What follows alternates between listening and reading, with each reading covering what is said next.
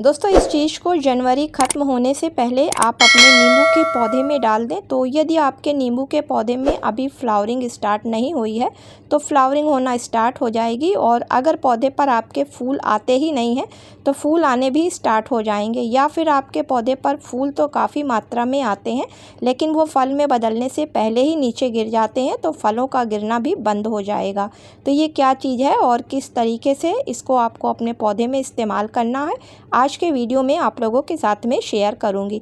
इसी के साथ में दोस्तों ये भी शेयर करूंगी कि ऐसी कौन सी छोटी छोटी गलतियां हो जाती हैं जिसकी वजह से नींबू के पौधे पर फूल तो काफ़ी आते हैं लेकिन वो फल में बदलने से पहले ही नीचे गिर जाते हैं। नमस्कार दोस्तों, आप सभी का अपने ही चैनल पर एक बार फिर से स्वागत है। तो चलिए वीडियो को स्टार्ट करते हैं। तो फूलों का और फलों का गिरने का जो मेन कारण होता है, सबसे पहली चीज़ है कि पौधे को पूरी तरीके से धूप नहीं मिल रही है, क्योंकि नींबू का पौधा एक पूरी तरीके से धूप वाला ही पौधा है, और जब इसको पूरे दिन की धूप नहीं मिलती है तो इसके जो फूल हैं वो झड़ने लगते हैं और फल में नहीं बदल पाते हैं। तो पौधे को पूरे देर की धूप जरूर दिखाएं। दूसरी वजह होती है फूलों का फलों में बदलने से पहले ही गिरना, कि मिट्टी में अत्यधिक पानी का होना या फिर बहुत कम पानी का होना।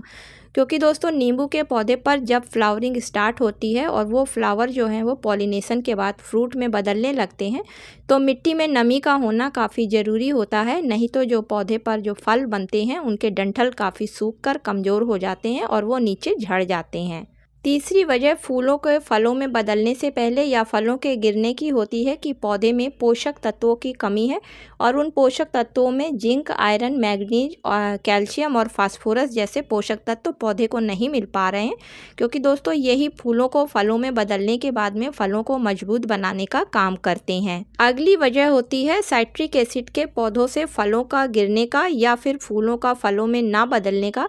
क्योंकि दोस्तों एकदम से या तो टेम्परेचर बढ़ जाता है, और मार्च के महीने में लास्ट आते आते टेम्परेचर 35 डिग्री से ऊपर ही चला जाता है, जबकि नींबू के पौधों के साथ साथ जितने भी साइट्रिक एसिड वाले पौधे होते हैं इन सभी के फूलों को फलों में बदलने के लिए 21 से 30 डिग्री का टेम्परेचर होता है। जब इससे कम ज़्यादा इनको टेम्परेचर मिलता है तो भी इनके फ्रूट झड़ने लगते हैं।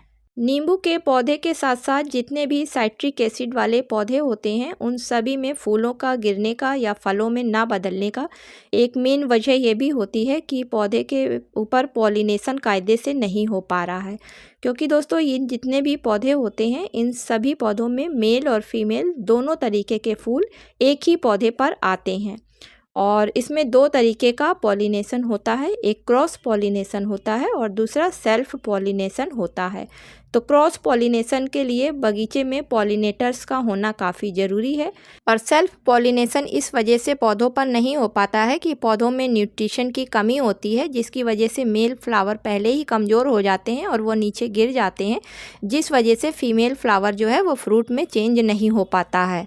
तो दोस्तों पौधों पर अच्छी तरीके से पॉलिनेशन हो और ज़्यादा से ज़्यादा फ्रूट मिल सकें, इसके लिए पौधे को अच्छा न्यूट्रिशन देना चाहिए। साथ ही साथ बगीचे में कुछ ऐसे फूल वाले पौधे लगाने चाहिए जो कि पॉलिनेटर्स को अट्रैक्ट करते हैं और जिनकी वजह से पॉलिनेटर्स बगीचे में बने रहते हैं। तो चलिए दोस्तों अब देखते हैं कि किस तरीके से और किन फर्टिलाइजर्स का हमें अपने नींबू के पौधे पर या फिर सिट्रिक एसिड वाला कोई भी पौधा है उस पर इस्तेमाल करना होता है, जिससे कि ज़्यादा से ज़्यादा फूल आ सकें और वो ज़्यादा से ज़्यादा फूल फिर फल में बदल सकें। तो दोस्तों पहली फर्टिलाइज़र के रूप में आपको नाइट्रोजन फर्टिलाइज़र की ज़रूरत पड़ेगी, क्योंकि जब पौधे में नाइट्रोजन की कमी होती है तो वो पूरी तरीके से भोजन नहीं बना पाता है, जिसकी वजह से पौधे पर फूल फल में बदलने से पहले ही नीचे झड़ जाते हैं।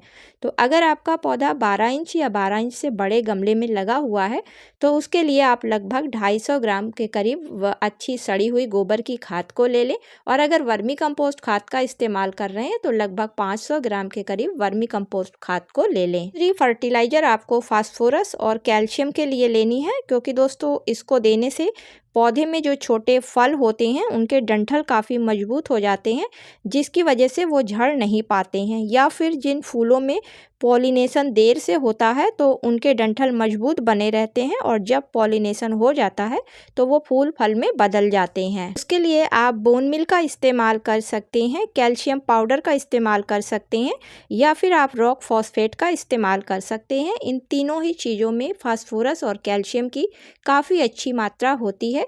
तो दोस्तों आज मैं यहाँ पर रॉक फॉस्फेट का इस्तेमाल करूँगी, तो 2 चम्मच इतनी फर्टिलाइज़र के लिए रॉक फॉस्फेट को ले लेती हूँ।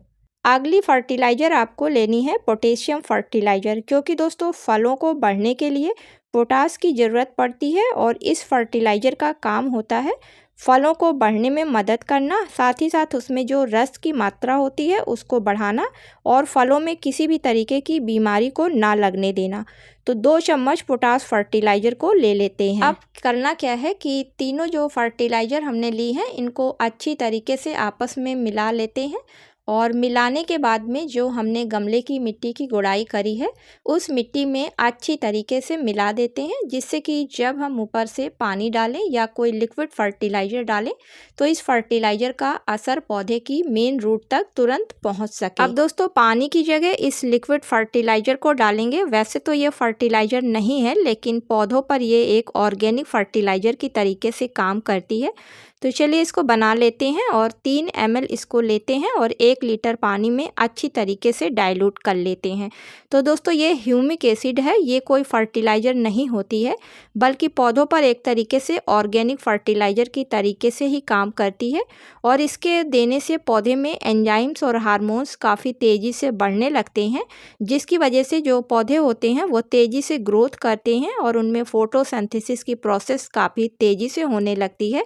साथ ही साथ ये मिट्टी के पीएच वैल्यू को भी बना के रखती है और मिट्टी को भुरभुरी रखती है, जिसकी वजह से पौधे में अच्छी मात्रा में फ्लावरिंग और फ्रूटिंग होती है। इस तरीके से दोस्तों यदि अभी तक आपने अपने नींबू के पौधे पर कोई काम नहीं किया है और कोई भी फर्टिलाइज़र नहीं डाली है, जिसकी वजह से आपके नींबू के पौधे में फ्लावरिंग नहीं हो रही है या जो हो रही है वो काफ़ी कम मात्रा में हो रही है, तो आप तुरंत इन कामों को करने के साथ में इन फर्टिलाइज़र्स का इस्तेमाल कर लें। तो आप देखेंगे कि फरवरी के महीने में आपके नींबू के पौधे पर ढेरों फूल आने लगे हैं और जो फूल आ रहे हैं वो ज़्यादा से ज़्यादा फल में कन्वर्ट हो रहे हैं। तो दोस्तों उम्मीद करती हूँ कि आज का वीडियो आप लोगों को पसंद आया होगा। यदि पसंद आया हो तो इसे लाइक और शेयर करें और चैनल पर पहली बार विजिट कर रहे हैं, वीडियो पसंद आ रहा है तो चैनल को सब्सक्राइब करें। मिलती हूँ किसी अगले वीडियो में किसी नई जानकारी के साथ में। तब तक के लिए दोस्तों हैप्पी गार्डनिंग।